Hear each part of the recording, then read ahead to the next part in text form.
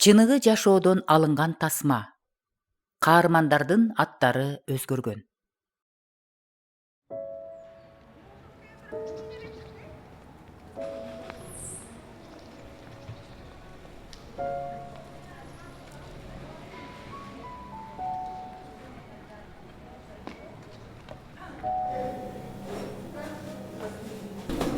Самат, мен келдим.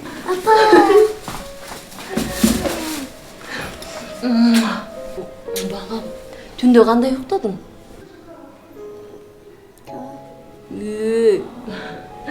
Oğlum, ben sana emni alıp geldim. Göstereyim. Buna gel. Ay apa sonunda gel. Sonun bekendi. Gördün mü? Apa Oo. beni bu жерден kaçan alıp кетесиz? Үйгө баргым келип жатат. Men aldım balam. Sen жақында айығасың. Анан экөөбүз чогуу үйгө кетебиз. Az kaldı balam. Az kaldı. Аралаштыр. Плитаны коюп койдук да аралаштыр. Молодец.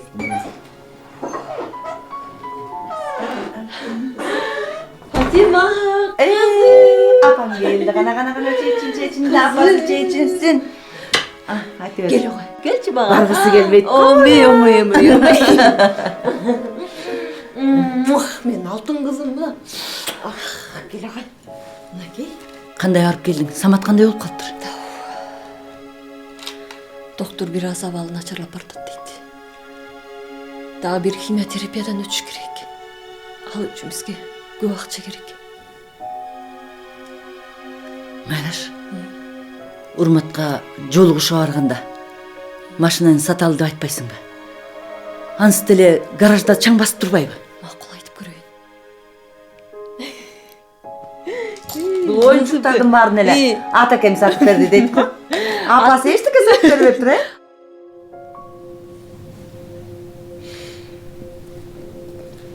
Урмат, мен жалгыз чарчап кеттим. Түйшүктүн баарын көтөрө албай калдым.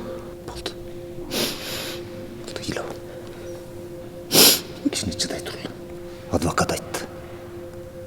Аз убакыттын ичинде сени бул жакка отургузуп кеткендерди тапса болот дейт. Эртерээк эле табышса экен. Табат. Буюрса, албетте табышат.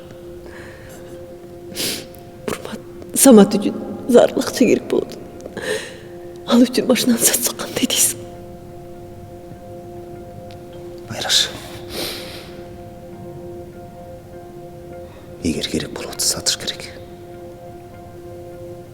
Саматтын айыгып кетиш үчүн баардыгын кылыш керек. Ey, vaqt bitti.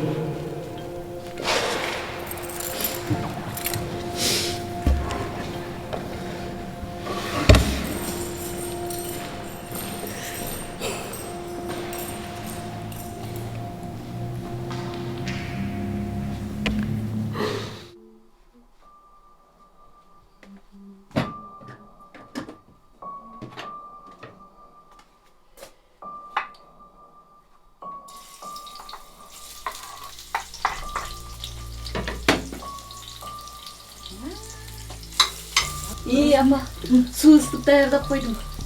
Жакшы болгон турбайбы? Азыр алтын кызды киринтебиз, Киринтелеби? Ваня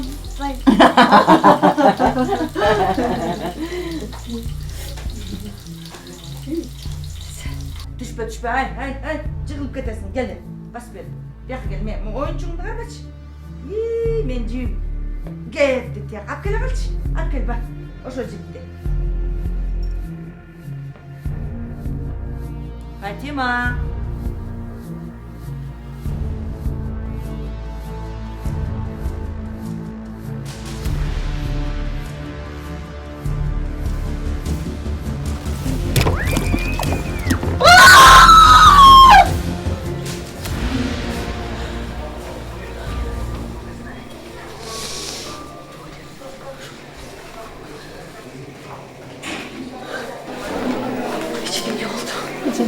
Кызымыздын 90% эскип калган.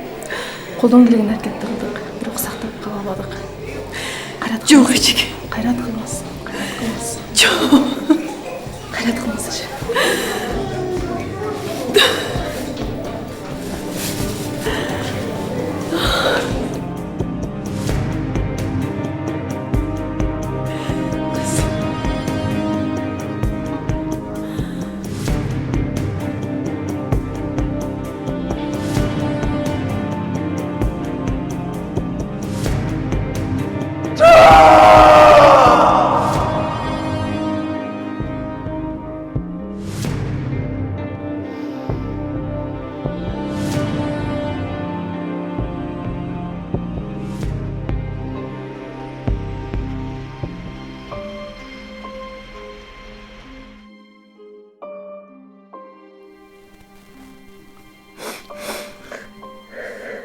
Майраш болду жеме. Апа, самат айык кетиш үчүн баарын кылышыбыз керек. Эгерде болума бир нерсе болсо, жок. Мен анда кантип жашайм? Майраш, жамандыкты көп ойлой бербечи. Жана коңшу аял келип кеткен. Казакстандачы. Бир таап бар дейт. Катты ооругандарды ошол жака барышат экен. Көпчүлүгү жакшы болуп аттыр. Апаке, ошол жака алып баралычы. Макул. Ошол жака баралы. Ооба, апа.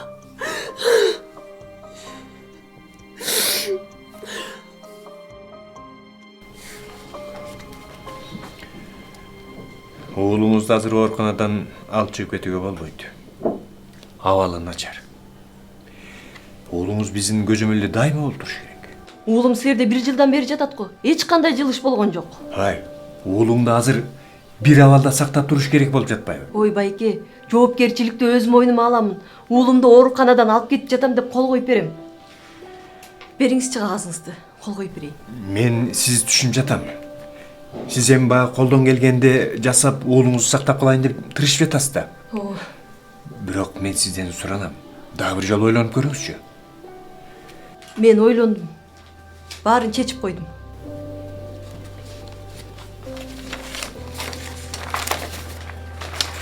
Бирок деги кай жака алып барасыңар?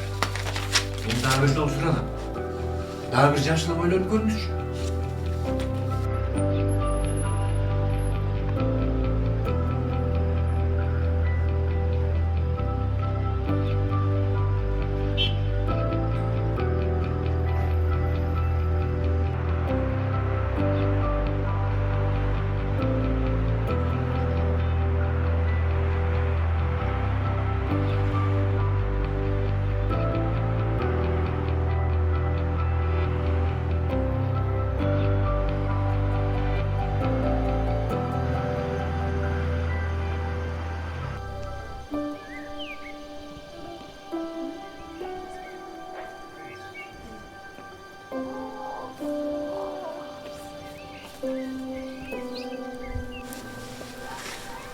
Кандайсыңар? Сиз бул жерге көптөн бери келип атасызбы? Бүгүн экинчи жолу келишибиз. Анан жардам берет бекенби? Эми кичине таасири бар. Бирок айта албайм. Ушул балам эптеп жакшы болуп кетсе деп эле. Эмнеңер ооруп келди эле? Умт эле кызарып эле, денеси баарынан ушундай чыгып атат да. Ушу жакшы болуп кетсе деп эле үйдөгү кой союздун баарын сатып, союп, шептеп ушул жака келип отурабыз. Эми бул жака бир келгенден кийин акырына чейин келиш керек экен. Келбесе абалы начарлап кетет дейт го. Кимден да акча сураарыбызды билбей калдык. Үйдөгү болгон нерсени сатып эптеп ушул балам жакшы болуп кетсе эле болду деген үмүтүбүз бар. Мен карачы балам.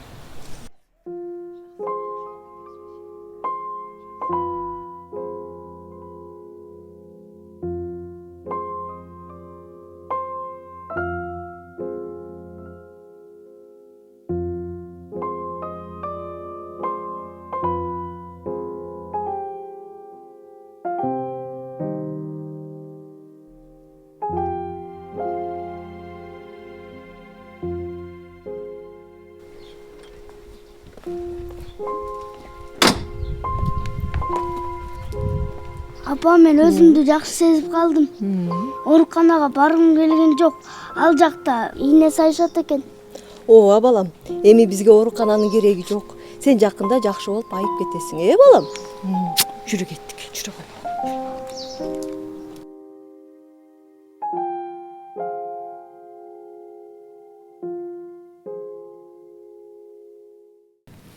Мен кубанып жатам Саматтын жакшы болуп ратканын угуп. Мурдагыда ойноп калды. Ойноп калдыбы? Ооба.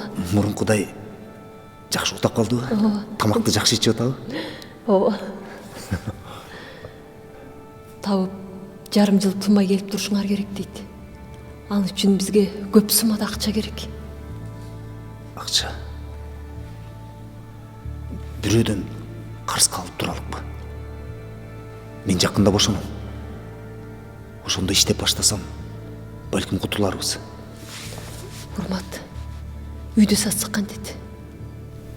Каяка жашайбыз?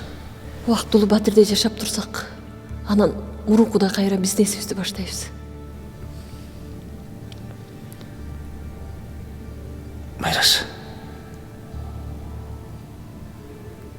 егер Самат жакшы болуп баратса, анда саталы.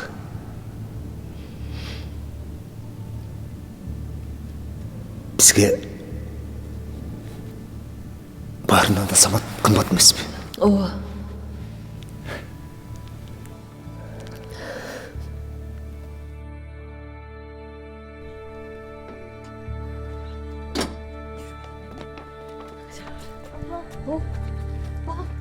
Балам, саған не болды балам? Жардам бергілеч!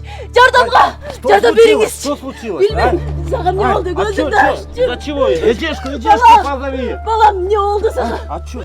Ежеке, жардам болғысы бер балама. Смотрите, что с ребенком? Ежеке, Ооруканага апарыңдар, тезирээк. Ежеке, бір нәрсе қылыңызчы. Баламды атайын, сізге алып келмедім мен Ежеке. Ооруканага алып баргыла деп едим, тезирээк ооруканага алып барыңдар. Мен жардам бере албайтын болдум. Тезирээк тургула. Тезирээк ооруканага алып барыңдар. Болмайт.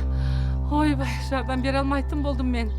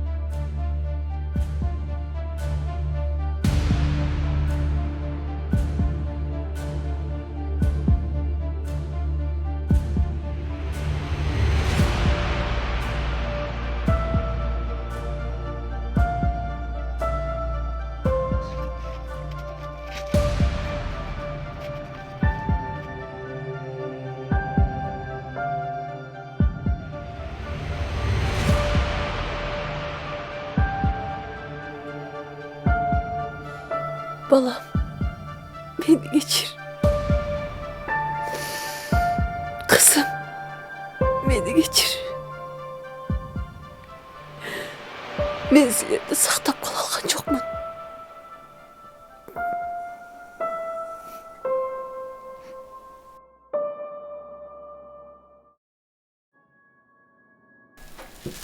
Өзің қандайсың? Денсаулығың жақсы элеби? Жақсы, жүрөбүз. Кайрат кылайм. Айла жок. Кырсыкты. Эмне дейбиз эми? Башка салганын көрөткөнбүз да. Баарынан дагы. Майрашыма жаман болуп атат. Мен ғой эптеп жүрөм. Эми айла жок да. Башка салганды көтөрбөскө айла жок. Кырсык. Ушу Майраш силердин үй бүлөңөргө келгени баленин баары башыңарга үйүлдү да калды. Мына эми небери уулда, небери кызда жок. Үйдө сатылып кетпеди.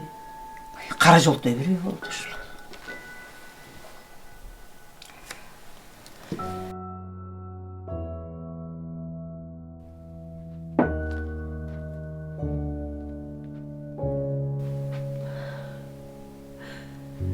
Саған не?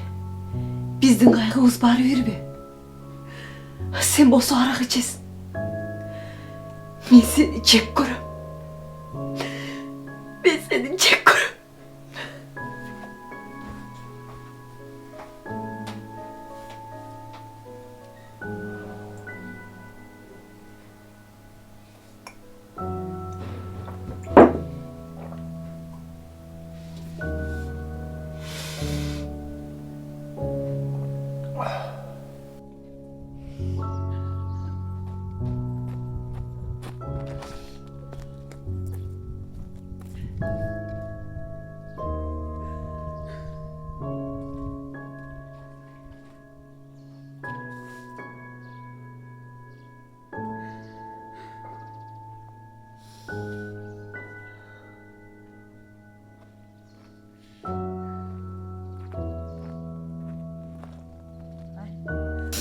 Мараш, эмне дагы уша кеттиңерби?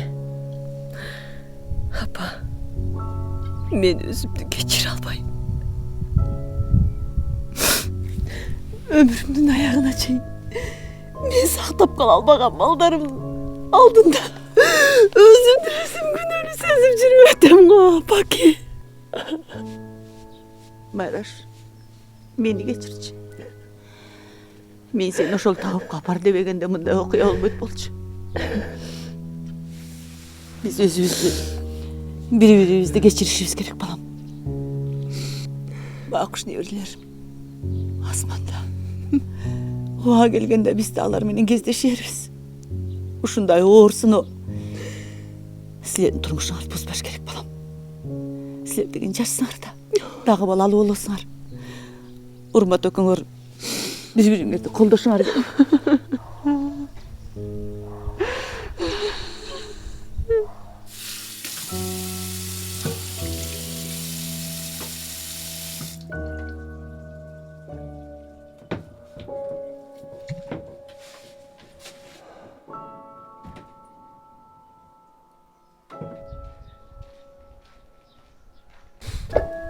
Урмат дос, кандай?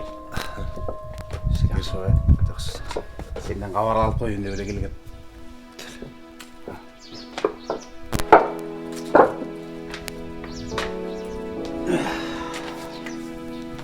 Кандай дос? Майраш кандай? Аялдар оңойраак. Ыйлап басылат. Эркектер болсо бардыгын ишине катышат. Же болбосо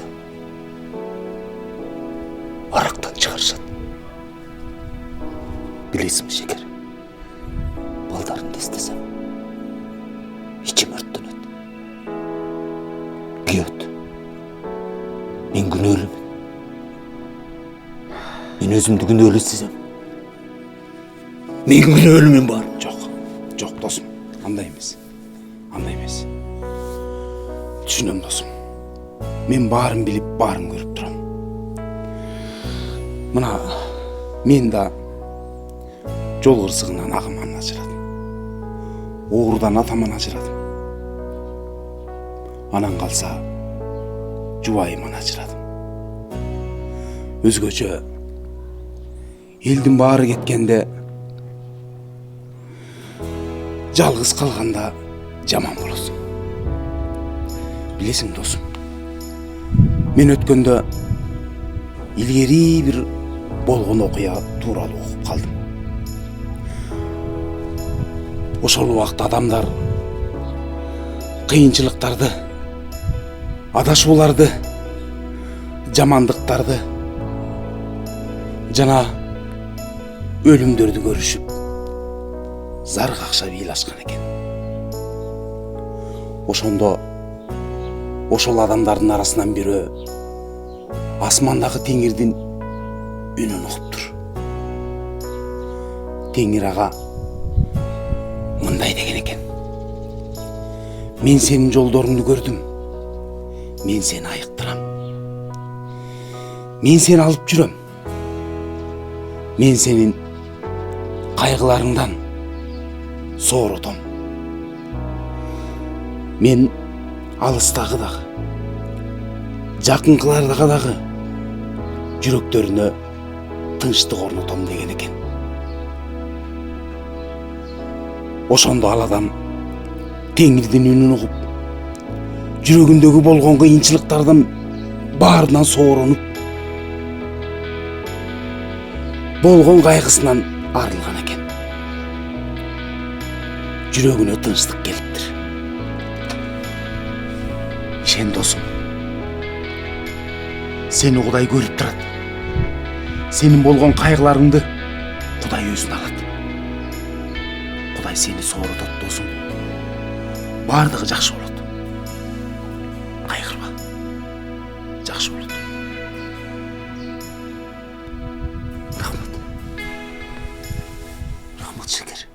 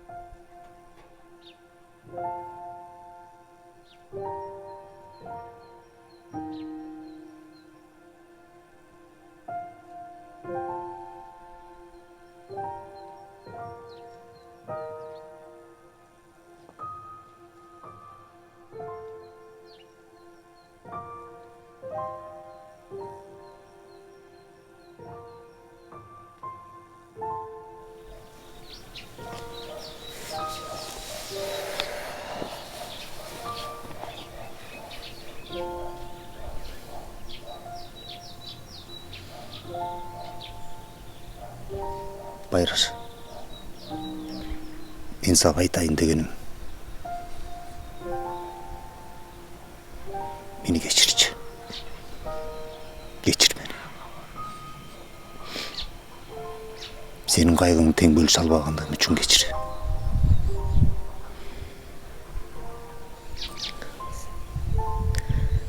Sen de beni geçir.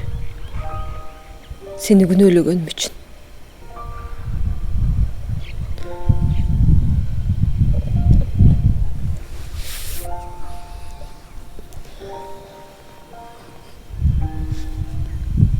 Байраш,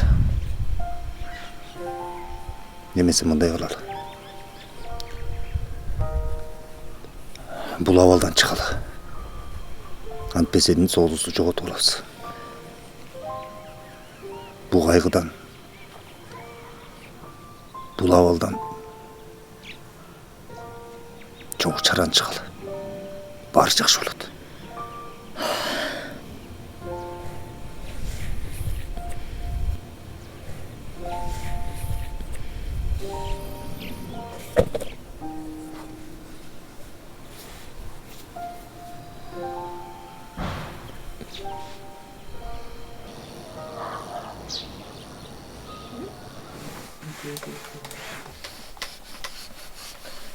Урмат, баягы Самат дарыланган ооруканага барып, ал жактагы ооруган балдарга эмне керек, эмне кылып жардам бериш керек деген ой мага көптөн бери келип жүрөт. Байраш, мен да ошентип ойлоп жүргөм. Чын элеби? Барып келели.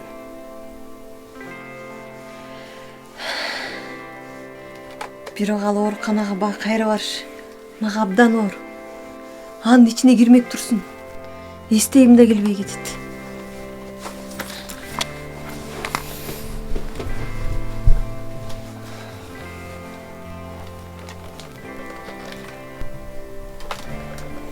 Сенин колуңан баары келет.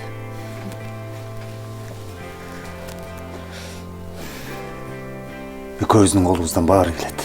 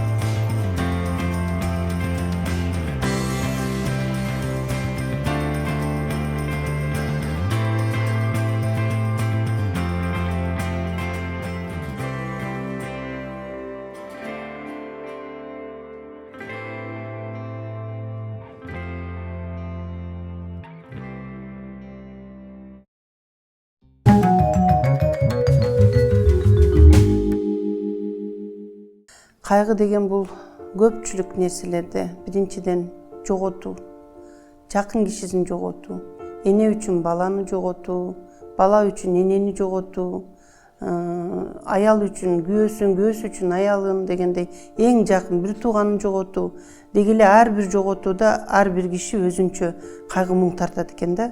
Кээ бир адамдар баягы ыйлап, өзүн өзү баягы истерически кыйкырып, бакырып, бет башын тыттып ыйлап алышат. А кээ бирөөлөр көбүнчөктү депрессияны кимден күтсөк болот?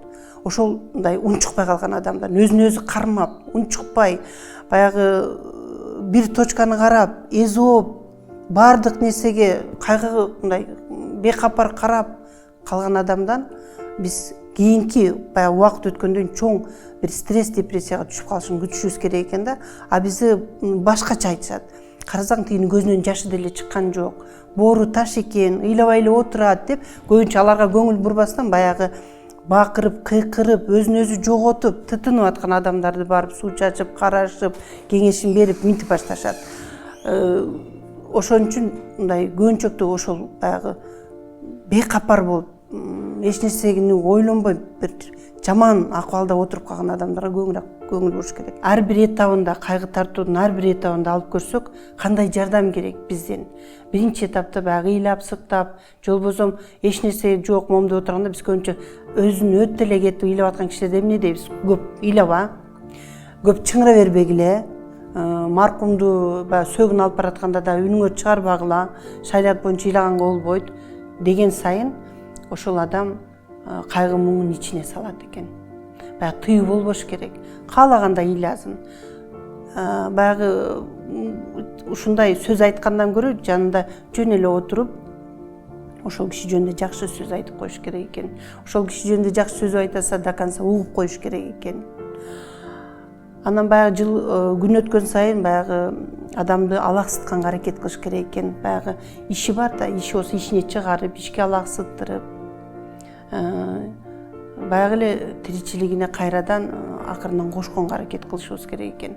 Баягы биринчи эле кайгы тартканда баягы ыйлап, көз жаш менен өзүнүн стрессин чыгарышат да. Көбүнчөктү көз жаш менен сүйлөп чыгарышат. А экинчи этапта баягы кайгы тартып аткан адам уже өзүн өзү күнөөлөп баштайт. Эгер мен ушул баламды убагында врачка көрсөтсөм, же дарыласам, өлбөй калат беле, же жакшы болуп кетет беле деп, же болбосо же ошол күнү мен ошону бир уруксат бербесем, тоого чыкпай калса, ушул кырсыктан алыс болот беле деп өзүн мындай ичинен жеп баштайт. Ичинен жеп, баардык күнөөнү өзүнүн мойнуна алып, жакынын жоготууда мындай убакыт жок. Ал бир 10 жылдан да кайталанышы мүмкүн да. Жакынын жоготууда жок дегенде биз 1 жыл, 5 жыл убакыт беришибиз керек. Ошол адам өзүнө келиш үчүн 1 жыл, 5 жылдын ичинде биз ал кишиге абдан жакын поддержка кылып туруш керек. Ошол кишини колдоп туруш керек. Жоктугун байкатпай жанына барып туруш керек. Эгерде ал сүрөт менен сүйлөшүп, бир ошол өткөн адам жөнүндө бир жакшы нерселерди айтып жатса, жанында отуруп жөн эле угуп койгонго аракет кылыш керек.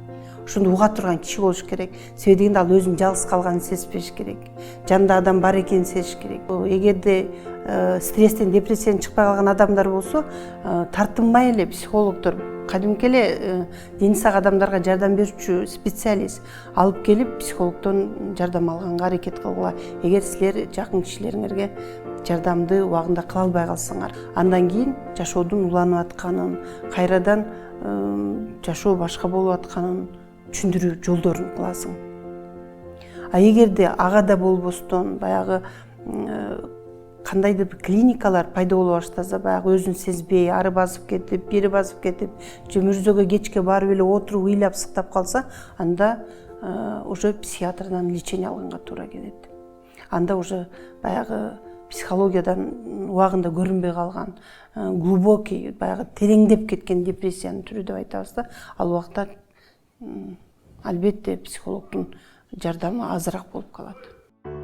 Урматтуу замандаштар, жашооңуздарда жоготууларды өткөргөн болсоңуздар, Кудай ырайымдуу жана кайрымдуу, кудурети күчтүү, жараткан пенделерин сүйгөн абдан боорукер.